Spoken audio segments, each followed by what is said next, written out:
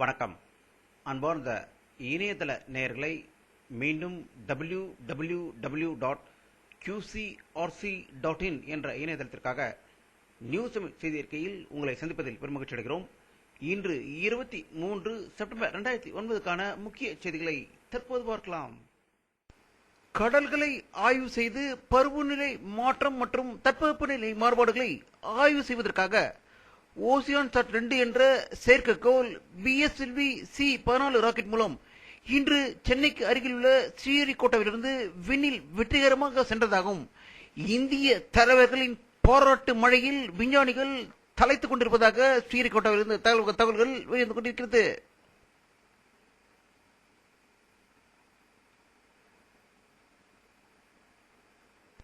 தமிழக முதல்வர் கருணாநிதி, துணை முதல்வர் மு.க.ஸ்டாலின் ஆகியோர் தலைமையில் சென்னையின் எல்லையை விரிவுபடுத்துவதற்காக இன்று தலைமைச் செயலகத்தில் கூட்டம் நடைபெற்றதாகும். இந்த கூட்டத்தின் முடிவில் தாம்பரம், ஆவடி 2 மாநகராட்சிகளை உருவாக்குவதற்கான திட்டத்தை தமிழக முதல்வர் கருணாநிதி அவர்கள் கணினி மூலம் பார்வையிட்டதாக தலைமைச் செயலகத்தில் இந்த செய்திகள் வெளிவந்து கொண்டிருக்கிறது.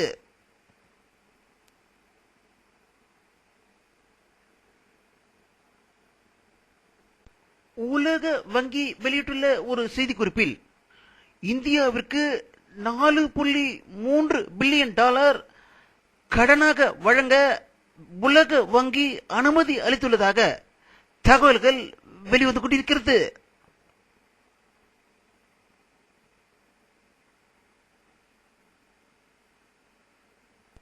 தமிழக உயர்கல்வி அமைச்சர் பொன்முடி அவர்கள் இன்று வெளியிட்டுள்ள ஒரு செய்தி அறிக்கையில் தமிழகத்தில் படிக்கும் கலைக்கல்லூரி மாணவர்கள் தங்களுடைய படிப்பின் போதே டிப்ளமோ படிப்பையும் படிக்கலாம் என்றும், இப்படிப்பட்ட படிப்பை இந்தியாவில் முதலில் தமிழகத்தில் அனுமதிக்கப்பட்டுள்ளதால் மாணவர்கள் கலைக்கல்லூரி படிப்பு மற்றும் டிப்ளமோ இரண்டையும் ஒன்றாக படிப்பது சாதனை புரியலாம் என்று அவர் செய்தி வெளியிட்டிருப்பதாக சென்னையிலிருந்து தகவல்கள் வெளிவந்து கொண்டிருக்கிறது.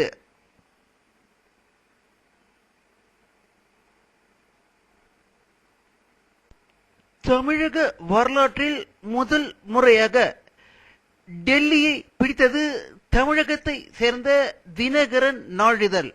முதல் முறையாக டெல்லியிலேயே தன்னுடைய அலுவலகத்தையும் அச்சு இயந்திரத்தையும் வைத்து இன்று முதல் தினகரன் நாளிதழ் டெல்லி தமிழ் மக்களுக்கு சுவையான செய்திகளை வழங்க ஆரம்பித்திருப்பதாக டெல்லியில் இருந்து தகவல்கள் வெளிவந்து கொண்டிருக்கிறது.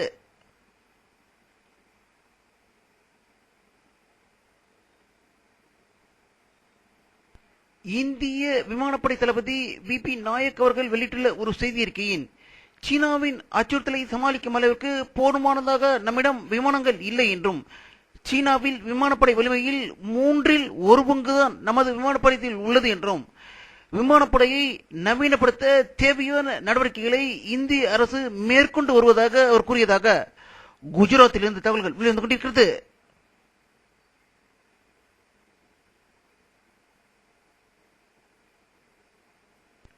இந்தியாவுக்கும் பாகிஸ்தானுக்கும் இடையில் காஷ்மீர் எல்லையில் இன்று நடந்த பயங்கர போரில் 3 இந்திய ராணுவத்தினர் மற்றும் ஒரு மேஜர் உயிர் இழந்ததாக ஒரு அதிர்ச்சி தகவல் ஜம்மு காஷ்மீரிலிருந்து வெளிவந்து கொண்டிருக்கிறது.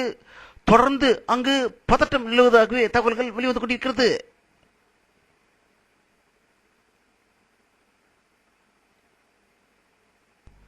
அமெரிக்காவில் உள்ள நியூயார்க் நகரில் ஐக்கிய நாடுகள் சபையின் 64வது பொதுக்கூட்டம் இன்று தொடங்குகிறது. உலக நாட்டு தலைவர்கள் அங்கு கூடி வரும் நிலையில் ஈழ தமிழ்நாட்டில் நடக்கும் அட்டூழியங்களை ராஜபக்சேயை கண்டித்தும் ஈழ சுதந்திர போராட்ட தியாகிகள் ஐக்கிய நாடுகள் சபை முன்பு இன்று மாபெரும் ஆர்ப்பாட்டம் நடத்தியதாக நியூயார்க்கில் இருந்து செய்திகள் வெளிவந்து கொண்டிருக்கிறது.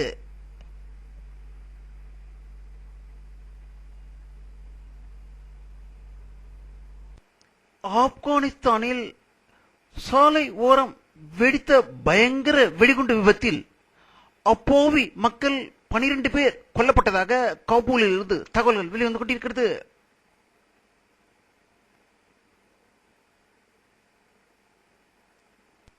சீன நாட்டின் தேசிய தினமான அக்டோபர் 1ஆம் தேதி நடக்கும் ராணுவ அணிவகுப்பில் அந்நாடு சுயமாக தயாரித்த பல வகையான வெடிகுண்டுகள், அணு உலையால் வெடிக்கக்கூடிய பல வகையான ராக்கெட்டுகளை அது அறிமுகப்படுத்த இருப்பதாக செய்திகள் வெளிவந்து கொண்டிருக்கிறது. உலகமே அதை ஆச்சரியத்தில் பார்ப்பதற்கான தயாராக இருப்பதாகவே தகவல்கள் வெளிவந்து கொண்டிருக்கிறது.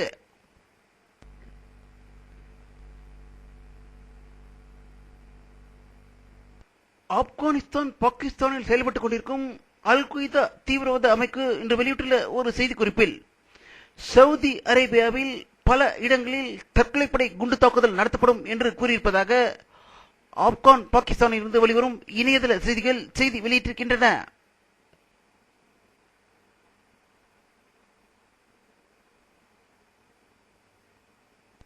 ஆஸ்திரேலியா நாட்டில் உள்ள சிட்னி நகரில் இன்று மாபெரும் புழுதி புயல் காற்று வீசியதால் மக்கள் கடும் அவதிக்கு உள்ளானதாகவும், 100 கிலோமீட்டர் வேகத்தில் இந்த புழுதிக்காற்று வீசியதால் குப்பைகள் அனைத்தும் சிட்னி நகரம் முழுவதுமே அடைத்துக் கொண்டது போல் காணப்பட்டதாகவும், இதில் பலருக்கு வியாதி வரக்கூடும் என்பதால் வீட்டை விட்டு வெளியே வர வேண்டாம் என்று சுகாதாரத்துறையினர் கேட்டுக்கொண்டதாக சிட்னியிலிருந்து தகவல்கள் வெளிவந்து கொண்டிருக்கிறது.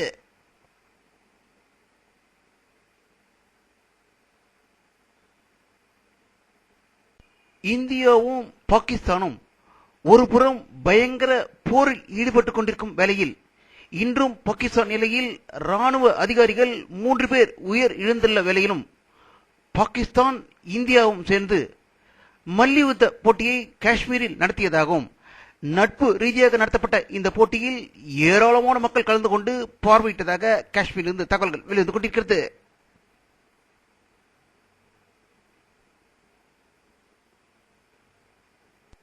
வானிலை அறிக்கை 23 செப்டம்பர் 2009 பிற்பகல் 3 மணி எடுக்கப்பட்ட சேட்டலைட் புகைப்படத்தை தற்போது பார்த்துக் கொண்டிருக்கிறீர்கள். தமிழகத்தில் கோவை மாவட்டத்திலும் கிருஷ்ணகிரி ஓசூர் பகுதிகளிலும் மேகமூட்டங்கள் அதிகமாக காணப்படுகின்றன. மழைகள் பெய்து கொண்டிருப்பதாக அங்கிருந்து தகவல்கள் வெளிவந்து கொண்டிருக்கிறது. ஆந்திரா ஓரமுள்ள தமிழகத்தின் மேகமூட்டங்கள் அதிகம் காணப்படுவதால், ஆந்திராவுள்ள மேகம் தமிழகத்தை நோக்கி வந்தால் சென்னை, வேலூர் போன்ற இடங்களில் மழை பெய்வதற்கான வாய்ப்புகள் அதிகம் இருப்பதை இந்த படத்தில் காணலாம்.